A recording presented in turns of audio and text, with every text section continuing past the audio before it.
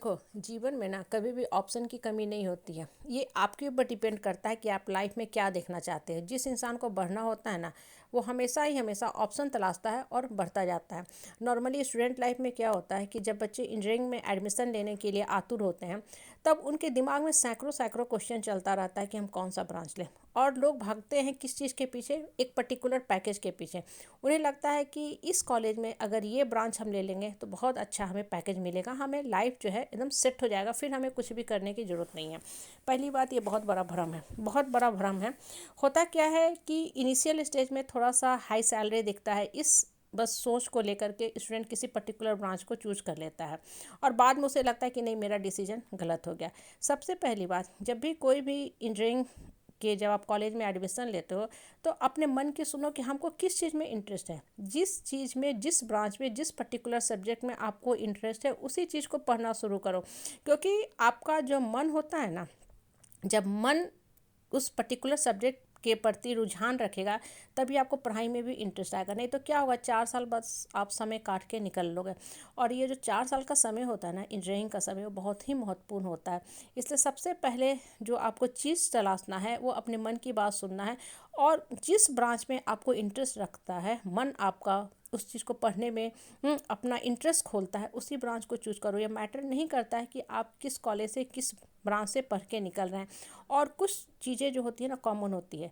जिस जॉब में एक पर्टिकुलर ब्रांच का अप्लाई कर सकता है, उस चीज़ में दूसरे ब्रांच के स्टूडेंट भी अप्लाई कर सकते हैं। इसलिए मन का भटकाव पहले रोको।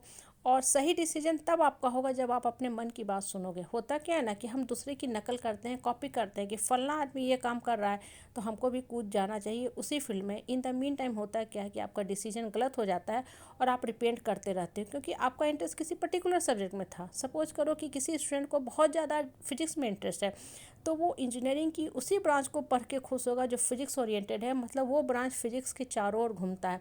अगर सपोज करो उसने दूसरे दोस्तों की देखा देखी, कॉपी की और कोई और ब्रांच ले लिया, उसको ये लगा कि नहीं, इस ब्रांच में जाएंगे तो हमें बहुत हाई सैलरी मिलेगी, बहुत हाई पैकेज मिलेगी, तो उसका डिसीजन तो यहीं से गलत हो गया। क्योंकि आत्मा जो होती है ना, उसका रुझान एक अलग दिशा में होता है।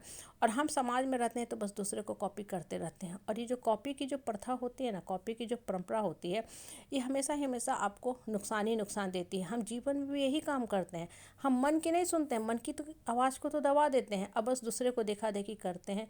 वो क्या कर रहा है इसलिए हमको भी करना चाहिए। इसलिए बहुत से बच्चे देखो, बहुत पढ़ने में अच्छे होते हैं, इनिशियल स्टेज में बहुत अच्छा करते हैं, स्कूल लाइफ तक बहुत अच्छे रिजल्ट भी देते हैं, बोर्ड तक।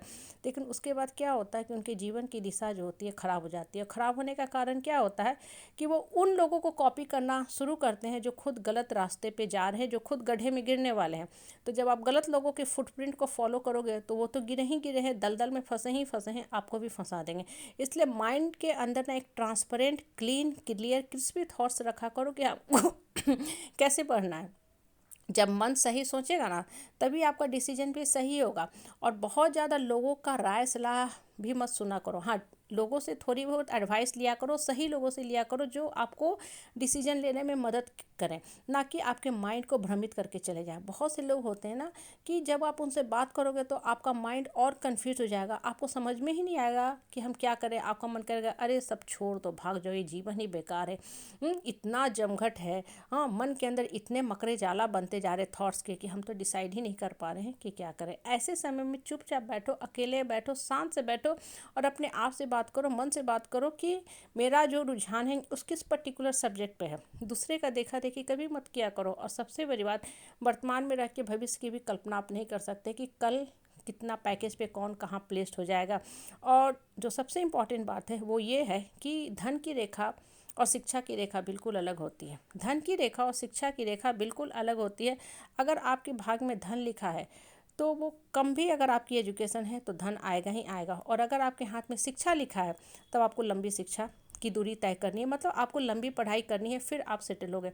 इसलिए हमेशा मन की आवाज़ सुनो। और मन जो कहता है कि इस पर्टिकुलर सब्जेक्ट को लो, इस पर्टिकुलर ब्रांच को लो, उसी ब्रांच को पढ़ो। ये ना कि दूसरा हम पे हंसेगा, दूसरा हंस रहा है, हंसने दो, वो अपनी मानसिकता को बता रहा है। कोई भी इंसान जब हंसता है ना तो आप पे नहीं हंसता है, वो अपनी ओवरऑल थॉट्स प्रोसेस को, ओवरऑल मानसिकता को, अपने मन के अंदर क्या विचार चल रहे हैं उसको दर्शाता है। इसलिए लाइफ में ना कभी भी दूसरे को फॉलो मत करो, अपना मन के अंदर झांक के देखो कि मेरा मन क्या कह रहा है और मन की सुनो, मन के हिसाब से